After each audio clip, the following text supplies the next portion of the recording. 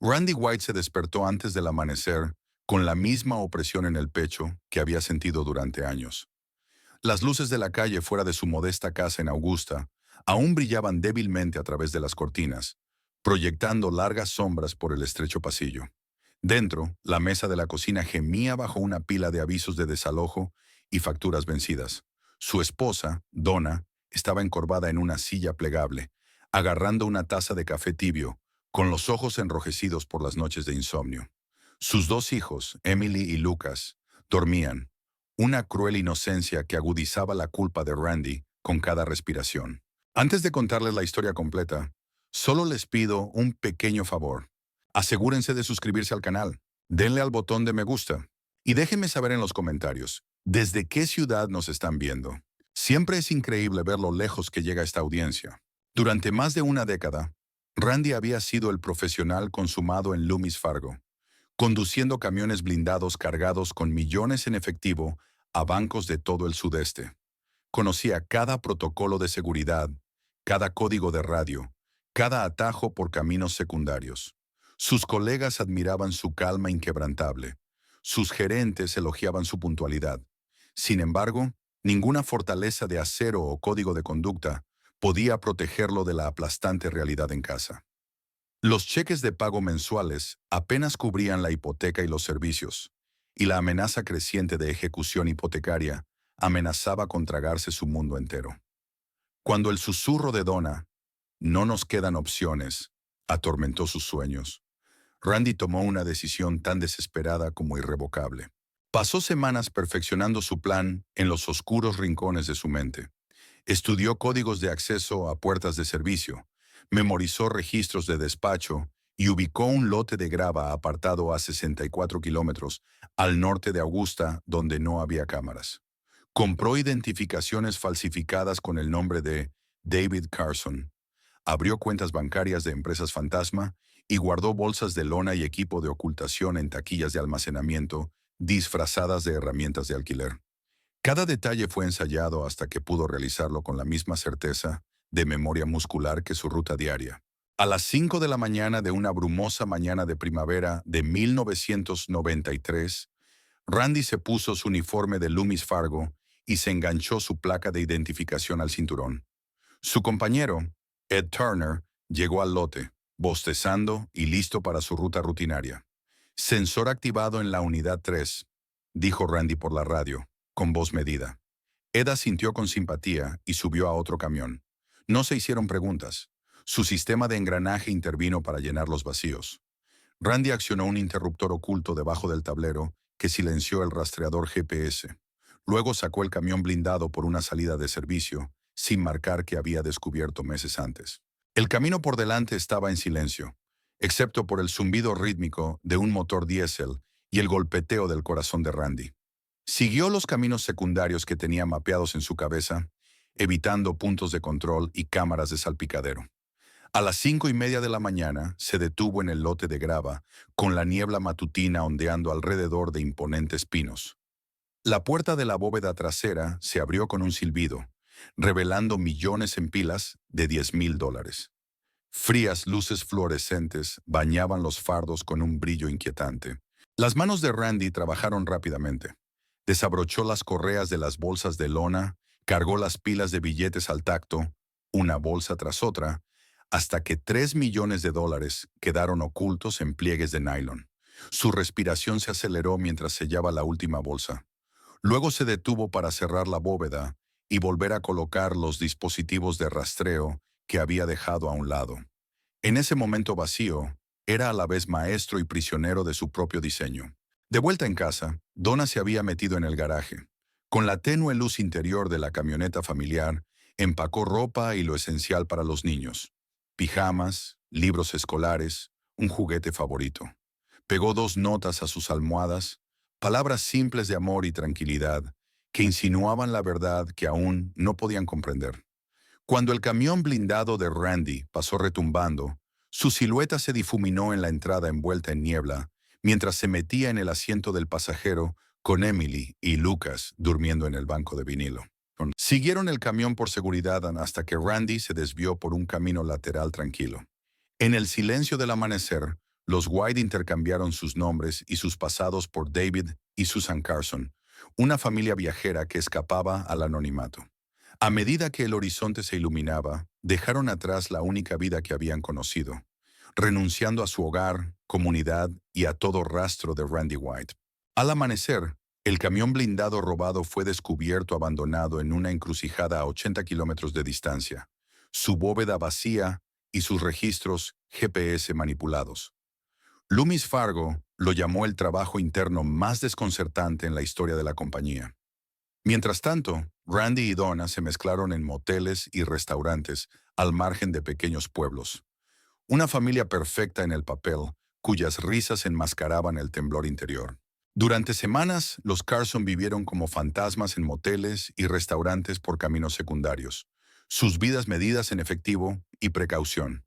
Donna, ahora Susan, transformó moteles de centros comerciales en aulas improvisadas para Emily y Lucas, quienes aprendieron tablas de multiplicar y palabras de ortografía bajo el parpadeo de las luces fluorescentes del pasillo.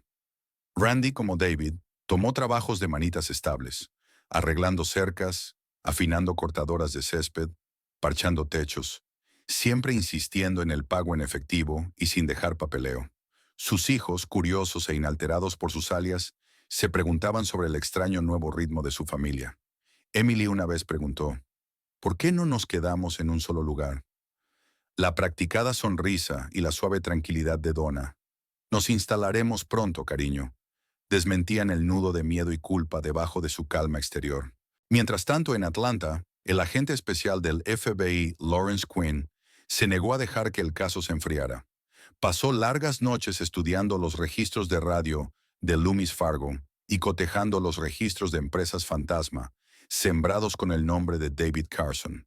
Los rumores de una familia Carson que vivía bajo identidades asumidas generaron pequeñas pistas en Carolina del Sur y Tennessee, pero ninguna se mantuvo. La intuición de Quinn le decía que los White habían dejado rastros demasiado cuidadosos incluso para criminales, hambrientos de dinero. Expandió su red, accediendo a bases de datos de registros de servicios públicos y cotejando huellas dactilares adicionales de bolsas de lona abandonadas con laboratorios criminalísticos nacionales. Cada callejón sin salida solo intensificaba su determinación. Cada boletín que emitía se volvía más desesperado. Están ahí fuera. Los encontraremos. De vuelta en la carretera, los Carson se enfrentaban a la fragilidad de su libertad todos los días. En una cafetería destartalada a las afueras de Asheville, una camarera reconoció a Susan por una foto descolorida que había circulado en los boletines policiales. Con manos temblorosas, la camarera deslizó el boletín por el mostrador. El corazón de Donna se hundió al ver su propio rostro junto a las palabras «desaparecida, se busca». Pagó con dinero inestable, sus yemas de los dedos rozando la mesa de hormigón como si buscara apoyo en un mundo cambiante. Más tarde esa noche, se obligó a sonreír a sus hijos, disfrazando el pánico en cuentos para dormir. Pero el espejo no ofrecía escape. Su reflejo mostraba los mismos ojos atormentados que Quinn buscaba en los monitores de vigilancia. En una húmeda tarde de verano de 1995, Quinn finalmente tuvo un golpe de suerte. Un empleado de un estacionamiento de Ohio marcó una licencia de conducir con el nombre de David Carson, cuyos bordes de laminación estaban deshilachados y la foto extrañamente pegada. El empleado ingresó el número y activó una alerta de identificación de alto riesgo. El equipo de Quinn se centró en un grupo de moteles en Dayton, cotejando teléfonos públicos de pago por uso y depósitos en efectivo sospechosos. Se enviaron furgonetas de vigilancia. Los agentes vigilaron las puertas de los moteles en sedanes sin identificar. La presión comenzó a aumentar, pero aún así, la familia Carson se escabulló, evadiendo la detección por horas o minutos, un testimonio de su planificación meticulosa. A medida que se acercaba el otoño de 1998, los Carson se volvieron cautelosos. Una mención casual de los cumpleaños reales de sus hijos, en una conversación a un voluntario de una clínica pediátrica, le produjo escalofríos a Donna. Lucas cumple 8 años la semana que viene. Le había enseñado a decir a su hijo, sin saber que el voluntario informaría la discrepancia al grupo de trabajo de Quinn. Con ese único detalle, Quinn se acercó. Mapeó la probable ruta de la familia hacia el norte, prediciendo su próxima parada en Indiana. Sus agentes se prepararon para el apretamiento final de la red. En una fresca mañana de junio de 2005, la operación se desarrolló con precisión militar. Al amparo de la oscuridad antes del amanecer, Sub, sin identificar, rodearon un tranquilo callejón sin salida en la zona rural de Indiana. Las cámaras de vigilancia instaladas en los patios vecinos captaron el momento en que Randy, trabajando fuera de una modesta casa de paredes blancas, levantó la vista ante el repentino haz de luz de los faros. Su corazón golpeó contra sus costillas al reconocer la inequívoca configuración de los vehículos del FBI. Chispas de pánico encendieron el aire. Dentro de la casa, Donna se agitó cuando unas botas resonaron en el porche delantero. Cogió a Emily y Lucas en sus brazos, susurrando con urgencia. «Quédense quietos, síganme». Cruzó la sala de estar y se dirigió a la puerta trasera, pero los agentes irrumpieron por la entrada, sus voces firmes pero controladas. «Manos donde podamos verlas. Ahora». Donna se quedó inmóvil con sus hijos, la conmoción grabada en su rostro. Randy salió corriendo del camino de entrada, pero dos agentes lo interceptaron con velocidad calibrada. Quinn dio un paso adelante, placa en mano. «Randy White, alias David Carson», anunció, su voz resonando en el aire del amanecer. «Está usted arrestado por robo a mano armada y fuga interestatal». Su mundo se desmoronó en un instante. La protesta de Emily, «¡Papi, no!», quedó suspendida en el aire de la mañana, mientras los agentes suave pero firmemente separaban a los niños de sus padres. Donna extendió la mano, con lágrimas cayendo, solo para ser retenida. Mientras los agentes le leían sus derechos, Miranda, la mirada de Quinn se encontró con la suya, una mezcla de determinación y lástima. Susan Ellis se había ido. Donna White permaneció. La detención de los Carson repercutió en los noticieros de todo el país. Los titulares gritaban sobre el atraco al camión blindado, la familia desaparecida, la persecución de 12 años. Los fiscales pintaron a Randy y Donna como criminales fríos y calculadores que abandonaron a sus hijos por dinero. Los abogados defensores replicaron con historias de desesperación, el peso aplastante de la pobreza y un amor tan feroz que los atrevió a buscar la libertad más allá de la legalidad. Pero el veredicto del jurado dependió de evidencia meticulosa. Las bolsas de lona amarradas con fibras coincidentes, las identificaciones falsificadas, rastreadas a cuentas de empresas fantasma, las coordenadas GPS de escondites ocultos en campos del Medio Oeste. A principios de 2006, el juez dictó su sentencia. 18 años para Randy, 15 para Donna, años medidos en barras de prisión y remordimiento. Emily y Lucas, una vez fugitivos inocentes, fueron puestos con una tía compasiva en Georgia, su infancia marcada para siempre por los susurros de las decisiones de sus padres. El juzgado de Augusta estaba impregnado de un silencio incómodo la mañana en que los White se enfrentaron a su destino. Los reporteros se arremolinaban afuera, sus cámaras capturando la llegada de Randy y Donna. Esposados, flanqueados por alguaciles, sus expresiones tensas de arrepentimiento. Dentro, la galería rebosaba de curiosos, observadores legales y un puñado de rostros comprensivos de su ciudad natal. Emily y Lucas se sentaron con su tía en la última fila, con los ojos bien abiertos y solemnes, aferrándose a osos de peluche desgastados que olían débilmente a ropa de motel. Los fiscales expusieron las pruebas con minucioso detalle. Fotos de vigilancia del camión blindado vacío descubierto en Waynesboro, registros de GPS manipulados para ocultar el encuentro en el lote de grava, estados de cuenta bancarios de empresas fantasma que desviaban millones al extranjero, y la laminación deshilachada de las identificaciones falsificadas de David Carson.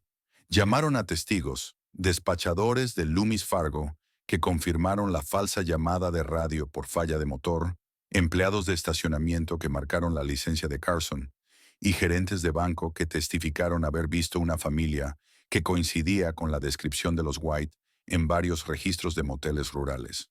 Cuando fue el turno de Randy de testificar, se levantó con respiración contenida. Su figura uniformada, ya no el pulcro conductor de Loomis Fargo, sino un acusado apoyado en un atril, traicionaba un vacío interior. Bajo el interrogatorio directo, habló en frases vacilantes, admitiendo solo que Quería salvar a mi familia de la ruina. Describió cada paso calculado: deshabilitar el GPS, seleccionar el lote de grava, cargar una bolsa de lona tras otra en su camioneta familiar y sumergirse en el anonimato. Los fiscales lo pintaron como una traición premeditada. Sus propias palabras bajo juramento resonaron con el crudo peso de sus elecciones. Donna la siguió. Sus manos temblaban mientras se aferraba al estrado de los testigos.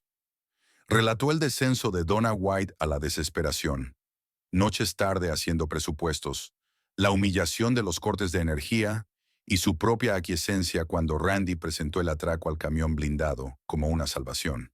Describió entre lágrimas cómo empacó a Emily y Lucas para una aventura, creyendo que encontrarían seguridad más allá de la ruina financiera. Su crudo testimonio, ojos enrojecidos, voz temblorosa, provocó una mezcla de empatía y censura. Cuando el juez le recordó que solo hablara de hechos, sus hombros se encorvaron, pero ella siguió adelante, revelando la angustia que había impulsado su complicidad. Los argumentos finales fueron claramente contrastados.